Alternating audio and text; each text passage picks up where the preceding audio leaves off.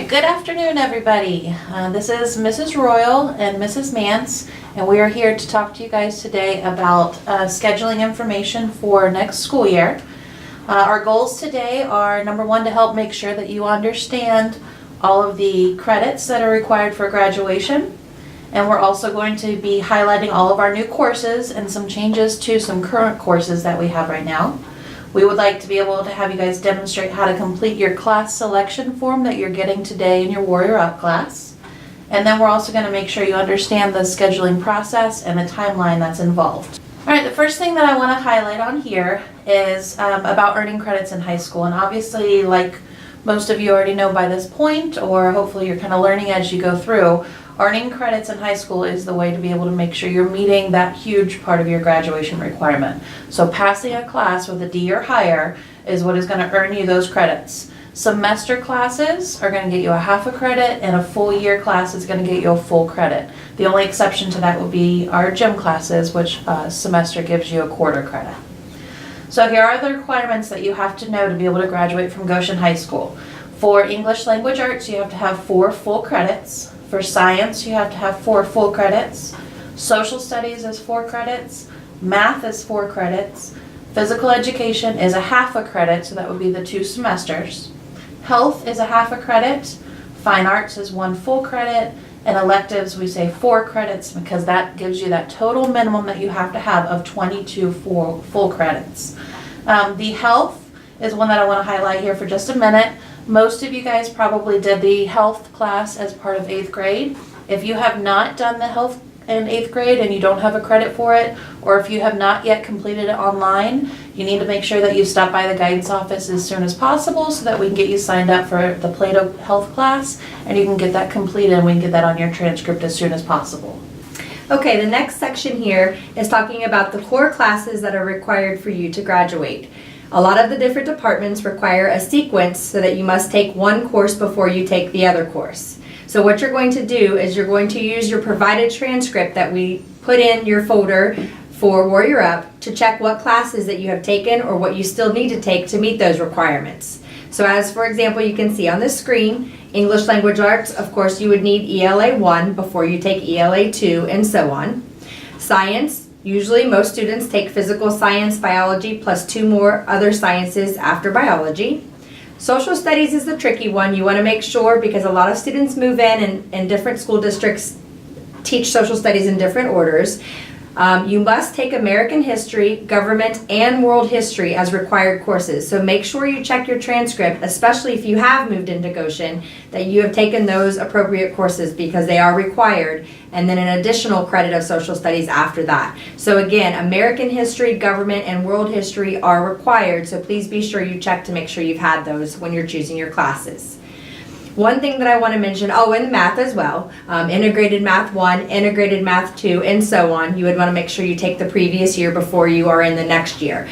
We do find sometimes year to year kids are sitting in a class that they've already taken. You've accidentally requested the wrong level, so please make sure you're checking that and that you are double checking you are in the appropriate spot. One quick note for subject acceleration. A lot of you have maybe taken classes in the 8th grade for high school credit. In this pathway, that does allow students the opportunity to take more advanced level courses before you graduate, such as our dual credit and advanced placement courses. Please make sure you know that that is the primary reason for doing that. It is not to finish early or to have an easy senior year. It's more to be able to take these advanced courses to help with future plans and help better prepare you for college or your career after high school. So please keep that in mind when you're choosing classes for next year. All right, the next one that we want to talk about is the physical education requirement. All students must have the half a credit of physical education in order to be able to meet graduation requirements. Now there are actually 3 different ways that you can meet the requirement for graduation for physical education. Type number 1 is you can participate in 2 of our PE classes. So that could be the Physical Education 2, which we'll talk more about later. It can be Physical Fitness Weights, Walk for Life, a new class that we'll talk about later, Lifetime Fitness. So 2 semesters of that would meet the requirement. Another option is you can participate in our summer physical education camp. That gives you the whole half a credit that you need to meet the requirement. And then the last option is to complete the physical education waiver. How the waiver works is you're not getting credit for physical education, you're getting the requirement waived. So you have to do 2 seasons of either an athletic, like football, cheerleading, tennis, bowling, etc., or you do 2 seasons of marching band. So once 2 seasons have been completed, you come to the guidance office, you get a PE waiver form, you have your coaches sign off on it, and then you turn it back into the guidance office, and that will waive that requirement. Again, it doesn't give you credit for it, it waives that requirement. And you have to do 2 seasons, and it cannot be a mix and match. You can't do 1 semester of gym and then do 1 season of a sport. It has to be all or nothing. The next slide talks about how to use your transcript. It shows your cumulative weighted and your unweighted GPA. That's really important to look at, for especially once you get to be in your junior and senior year, but also just kind of helps to get a showing of where you are academically. Also on your transcript, which is probably what you're going to use most for now, are your course history and credits earned. This shows you every course that you have taken while you've been in high school and what grade you received on that course, and if you've earned the credit, of course. So they are through this past semester, so when you have that transcript, it would have been your every year previous to this year plus this first semester that we've had already. So you can use that information to make appropriate and required class choices. This will also help you not choose a class that you've already taken. Sometimes we hear that a lot, where you're signed up for a class and you find out you've already had the class. You should not repeat classes. There are only a few exceptions to those, such as gym, some of our music courses, things like yearbook. Those are ones you can take every year, but most classes you cannot repeat for credit.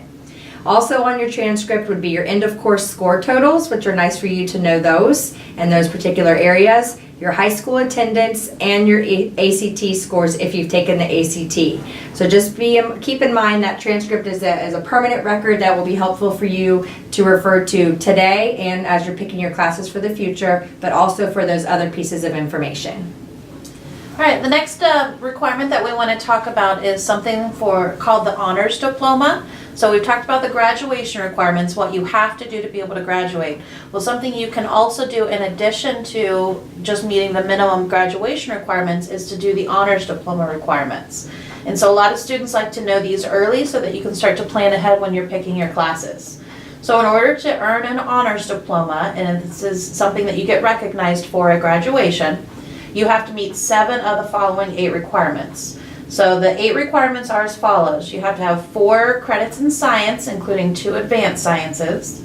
You have to have 4 credits in English, 4 credits in social studies, 4 credits in math, 1 full credit of fine arts, 3 years of the same foreign language. So for example, you have to do French 1, 2, and 3. It can't be like 1 year of Spanish and 2 years of French. Or you can do 2 years of 2 different languages. So you could do French 1 and 2 and Spanish 1 and 2 to meet that requirement. You also have to have a GPA of a 3.5 or higher, and that has to be an unweighted 3.5 by the end of your 7th semester. So we'll know this by the January of your senior year. Or an ACT score of a 27 or higher, or a 1210 on the SAT or higher. So again, you have to meet 7 of the 8 requirements. So 1 through 5 are things that everybody usually gets, and then 6, 7, and 8 is usually you get 2 of those 3 in order to meet those requirements. There's also a career tech honors diploma for those of you who might be headed towards going to Great Oaks, Live Oaks, or Scarlet Oaks one day. You also must meet 7 of the following 8 requirements on those as well. So as you can see, they're mostly the same from the previous slide. The 4 science, English, social studies, and math credits that you must have. So 4 years of every subject. Also 4 credits in a career tech program. So you would earn that through whatever lab that you are accepted to when you go to the Oaks.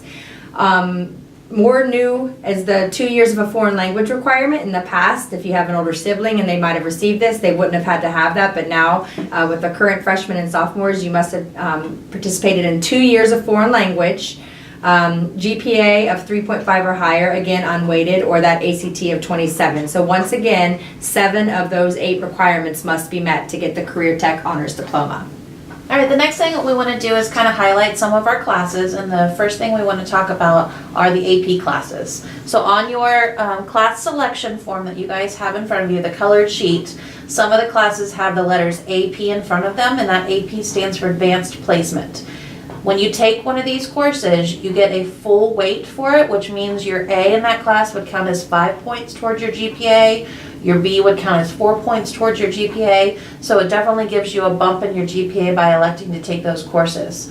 These are classes that are taught at the college level, and at the end of the class there is an AP test, and the score that you receive on that AP test is what determines the amount of college credit you'll get when you apply to college in the future.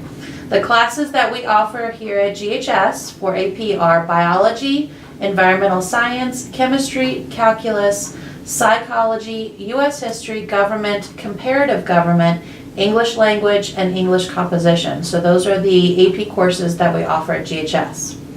If you would also like to have an advanced class that moves at a little bit faster pace than our typical college prep courses, you can select to take an honors course. These get you a half weight. So an A on your GPA would be a 4.5 points. That's how students get above a 4.0 on your GPAs. So this covers the standard curriculum as well as some additional enrichment activities, moves a little bit faster pace, it's a little bit more rigorous. And again, both of those, advanced placement and honors, are going to give you a little bit of a bump in your GPA, and that can make a really big difference in preparing you for college. In order to select an AP or an honors course, you have to have a teacher recommendation or a completed parent choice form. We're going to talk more about that in just a minute. Some other courses that you will see on your course registration form are dual credit courses. They, just as AP classes have a full weight, they also carry a full weight as well. So again, that A will be 5 points and so on. But you have the potential in this type of course to earn both the college and the high school credit if you successfully complete that course. In a dual credit course, any credit you've earned will transfer to any Ohio public college or university. A lot of schools outside of Ohio will take them as well, but it's going to be up to them to review that transcript. You will have an official college transcript once you've finished this type of a course. Dual credit courses offered at GHS that we have this coming year. We have Western Civilization 1 and 2, Sociology, Chemistry, College Algebra and PreCalculus, Statistics, English Comp 1, Fundamentals of IT, Computer Programming, Computer Networking, and Database Management. Students who request these courses do have the opportunity to earn the college credit based on college readiness scores that you'll get on the Accuplacer or an ACT. It is highly recommended that you take the ACT in April this year if you select a dual credit course and you do not have an ACT score already. Students that do not place based on ACT scores will take the Accuplacer this spring before you go home for the summer. Again, it's really important if you have an ACT score to note the college readiness benchmarks. English, typically you need an 18, math and reading both a 22 to see if you've met those requirements early. You might already know that you have. Making sure that you look at that ahead of time will help you out when you sign up for these courses. Also, make sure that you understand you are signing up for a current college course tied to a college such as UC Claremont, Sinclair, or Southern State. So we have to make sure that you follow important deadlines for college registration forms or any other types of materials that you need to get into those colleges, because we do follow their deadlines, not necessarily what we do here at Goshen High School. Make sure too that if you are going to sign up for a dual credit class this coming fall and you have not taken the ACT, or you're a junior and you're going to this March, make sure that you select UC to receive your ACT scores, because UC does require that the ACT scores be sent directly to them, and you can do that for free if you sign that up and you choose UC when you sign up for the ACT. All right, we're going to go ahead and highlight some of our new courses for this year. So all of the following courses are ones that we are offering, either new courses or courses that we've taught before that we're adding in some new parts, new information to them, because all of the classes listed below can earn you an industry recognized credential. And that might be a new term for some of you, so we want to kind of go over what the definition of that is. There are a lot of benefits to earning an industry recognized credential while you're in high school. Earning them allows students to learn more deeply by practicing and applying their knowledge through work and employment experiences, learning through work. Workplace expectations are learned in terms of professional or soft skills needed for employment, as well as learning about career pathways and what the labor market looks for particular occupations. So that's learning about work. Also, they learn the job-specific skills they will need to perform day-to-day tasks, which is learning for work. Earning an industry recognized credential increases your employment opportunities upon graduating. Earning those industry recognized credentials can also be one of your pathways for graduation, in addition to taking the workplace or the work keys assessment. And so by doing that, it kind of helps you make sure that you have a guaranteed pathway to graduation. Please make sure that you look through our course book for descriptions about any of these courses that are being offered, especially because so many of them are new courses that we have not had before, so you can find out exactly what it is that they are going to be doing. Also, some other new courses that we are offering from next year are listed below. We are no longer offering Honors English 3 and 4. So the dual credit English Composition 1 and eventually a dual credit English Composition 2 will replace those honors levels courses. So if you are going to be recommended or are recommended for an honors level, you might see that you have dual credit English Composition as your recommended course. Quickly, AP Comparative Government is a new course that is different from our current AP Government class. The titles are similar, so we want to make sure we know that there are two different ones there. You can read the course description, and you can talk to your social studies teacher if you have any questions about that new course. Our Advanced Topics in Biology new course is replacing our individual genetics course and botany courses that we have offered this year. So if you were going to look for genetics or botany as you signed up for classes this coming year, it'll be now Advanced Topics in Biology. PE2 is now a new it's still traditional GEM, but it's going to be for 10th through 12th grade students. It's like a traditional PE class. We still do have our offerings of weightlifting, Walk for Life, and now the new Lifetime Fitness, which is focusing on individual sports and activities and that. PE1 will be primarily set for the incoming freshmen that are coming up from the 8th grade. So again, you can select those courses in the physical education department. Dual credit database management is just our newest course in the IT course pathway. But always feel free to ask questions about any of these new courses or really any courses we offer with any of your teachers that you have in those departments. All right, one new thing that we're going to do next year is seniors will have the opportunity to participate in either early release or late arrival. So this is something that you'll be able to select once you do your online scheduling, but there are some basic requirements that you have to meet in order to participate in these. So these requirements, and I'm going to go through each one of them. If you meet them, then you'll be eligible in the fall and spring. If there is something that you're missing on here, then you won't be eligible until that is completed, which you could possibly do in the fall and therefore take it in the spring. So number one is you have to have a minimum of 18 end of course points. So that means that you have to have your 4 ELA, your 4 math, and your 6 science and social studies, plus the 2 additional, to make sure that you have that graduation pathway already met and you're ready to earn the rest of your credits and be able to graduate in the spring. The second requirement is you can't have any credit deficiencies. That means you have to be on track for graduation, including your health and gym requirements are all finished. So if you are on track for graduation and everything is met, then you've met that requirement. The next one is you have to have remediation-free scores on the ACT. So when you do the ACT, either junior year as a class, or if you do it over the summer or even the beginning of senior year, if you get that 18 in English, and these are minimum scores, 18 in English, 22 math, 22 reading, or you earn 12 credential points, which we have a lot of new classes that offer that. Therefore, you could take them in the fall and then be eligible in the spring of next year. So those 3 requirements have to be met. And then also additionally, anytime you have excessive absences or tardies, this might prohibit you from being able to participate in this. A couple of special programs that we offer that you'll see in the course book.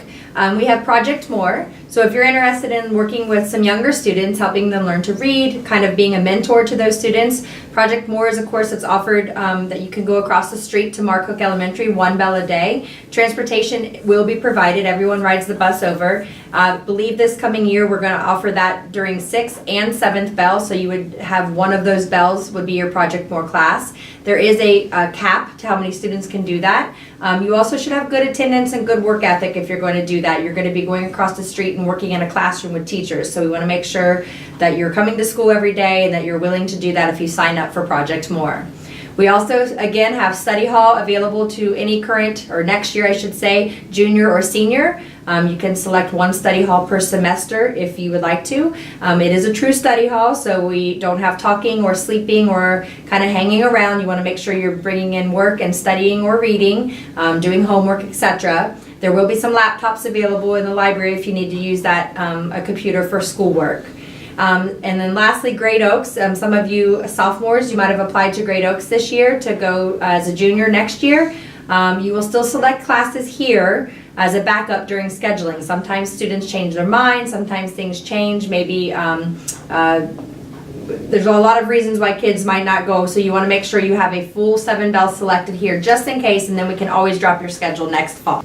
All right, some more special programs. CBI is one of our special programs that we offer to our juniors and our seniors. If you're a current junior who does CBI, then you will make sure you pick CBI and CBI related when you go to do your online scheduling in addition to your 4 core classes. If you are a current sophomore or junior and you are interested in participating in CBI, there are some requirements that must be met, so therefore you need to come to the guidance office and pick up an application. You'll fill out the application. We'll give that to the CBI instructor, Mr. Huff, and he'll schedule a time to meet with you. Once you get approved for CBI, then that'll be a course that you can select when it comes time for online scheduling in 2 weeks. Work study, if you're a student who currently does work study with Mr. Hill, you can select that during online scheduling in addition to your 4 core classes and 2 semester electives. If you're interested in doing work study next year, then you need to talk with your intervention teacher.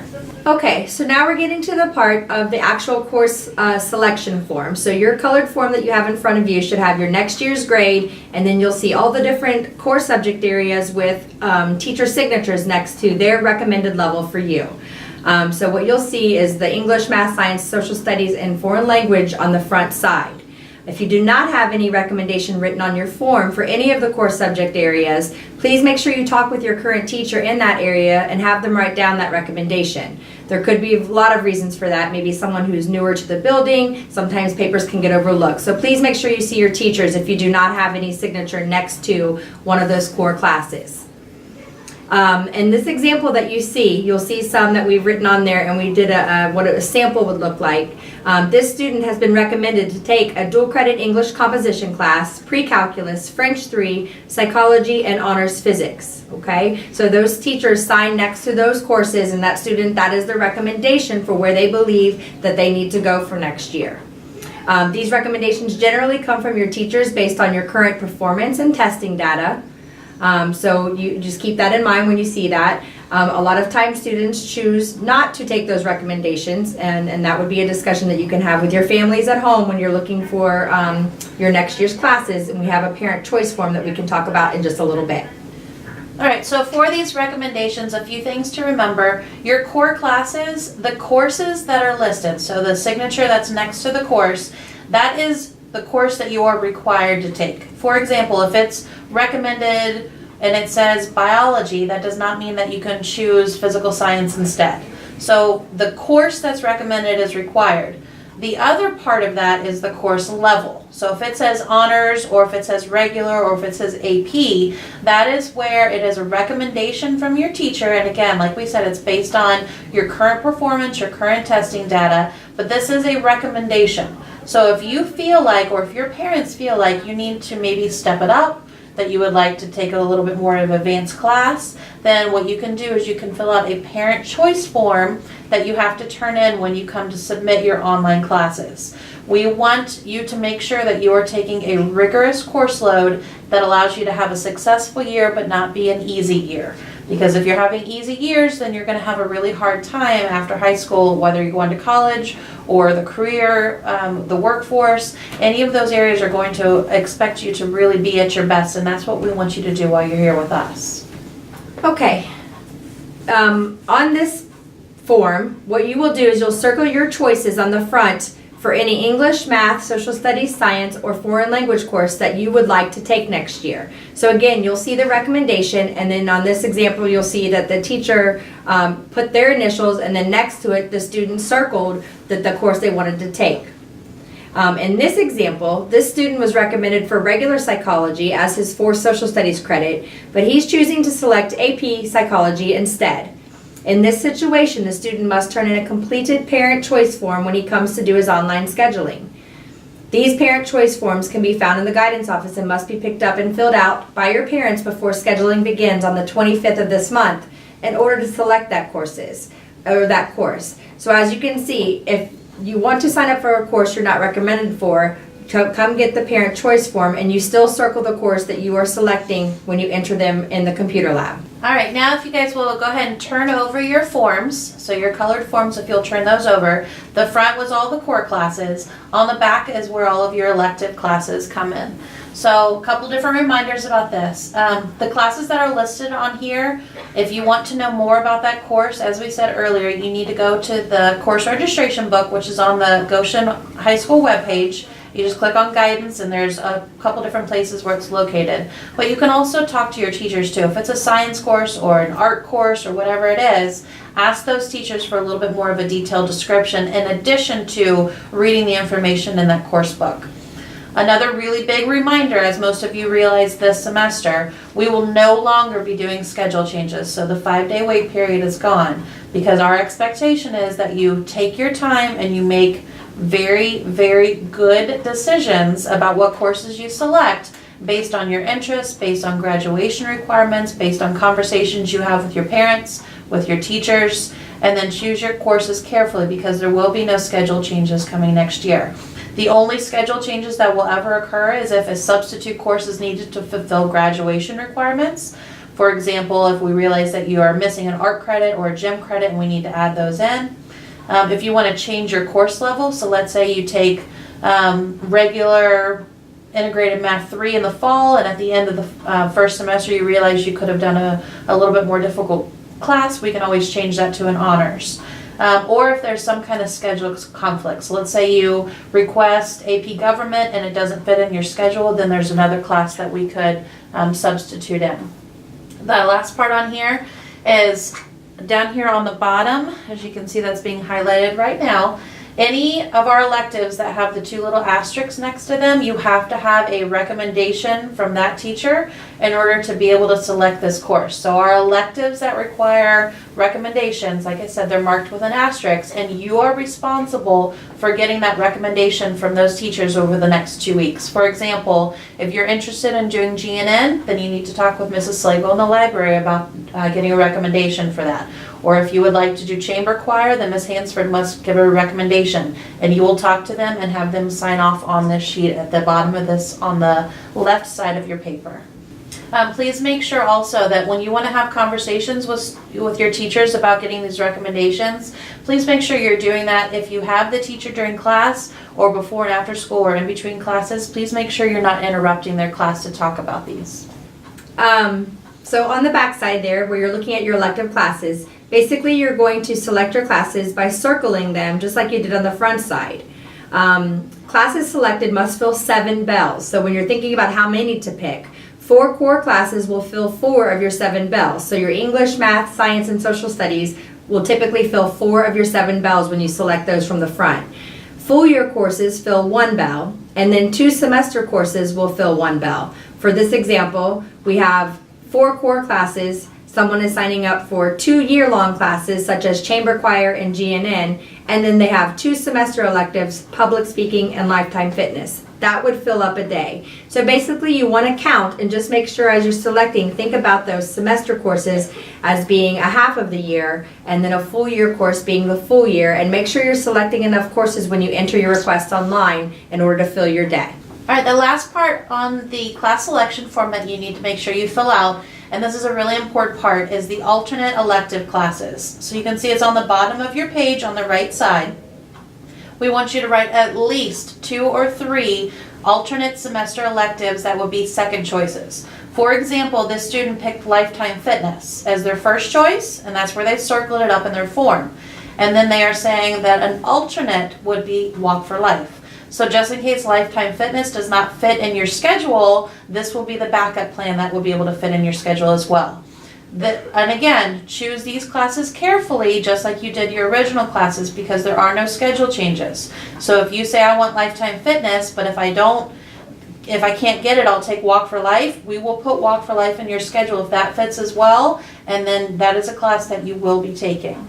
Okay, so overall, what is the scheduling process and timeline? So today and where you're up, and next week as well, on the 13th and 20th, you're going to look over this course registration book for descriptions of course offerings. Again, it's on our guidance webpage, and you're going to refer to the transcript we provided for your course history, your ACT scores, attendance, etc.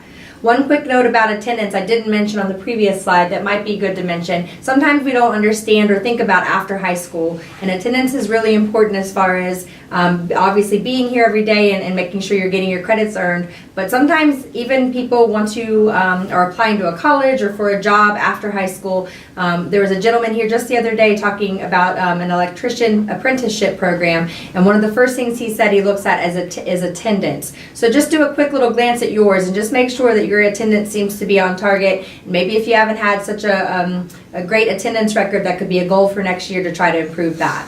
So that's what you're going to do, is look over that transcript and course book. Then you're going to spend some time doing your course selections with your teachers or with yourself, but you can check with your teachers about any questions that you might have and talk with your parents as well. You're going to complete this class selection form by making those informed choices after discussing that with parents and teachers. And then you can also see us if you need to in guidance. Your course requests will be requested online during school, and this again is course requests. It's not making your schedule yet or knowing what bells or teachers you have, just making your requests known. And you must have your course selection form completed when you come down to do this. So starting with current juniors to be seniors, it'll be Monday the 25th of February. Current sophomores to be juniors will be Tuesday the 26th, and current freshmen to be sophomores will be Wednesday the 27th. We usually have a makeup day that Thursday for anybody who is absent, but please try to be at school. Please try to get those requests entered in a timely way. It makes things go a lot smoother. And then finally, draft schedules. We will have a schedule passed out that is a draft. That happens before you go home for the summer. That'll give you the opportunity to see if there are any conflicts or something that didn't work right in your schedule, that you can come see us and we can get that corrected. And then final schedules will be passed out at open house in August. Okay, very last thing here is if you still have any questions after our presentation today, please feel free to do any of the following to get some of those questions answered. One of them that was mentioned was to talk to your teachers to get some more information about classes. But if you would like some help with that as well, you can either send myself, Mrs. Royal, or Mrs. Mance an email with questions, or come down to the guidance office and fill out one of the I want to see my guidance counselor forms, and we'll make sure to call you down. If you mark on there that it's scheduling information, then we'll definitely talk with you before the online scheduling starts on the 25th. Thank you, and please make sure you guys take your time when filling out these forms, and again, let us know if you have any questions. Thank you.